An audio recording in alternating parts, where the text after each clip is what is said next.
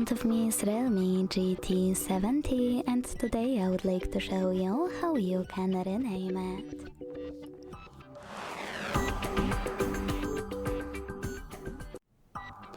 Begin by opening Devices Settings.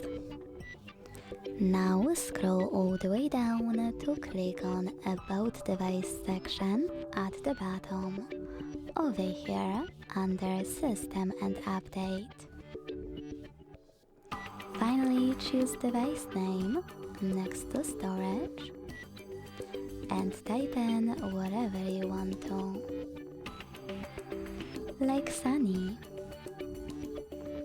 When you finished, hit save, and as you can see, after a couple of seconds, name of my device has changed. Thanks so much for watching. If you enjoyed this video, don't forget to leave a like, comment and subscribe. Bye!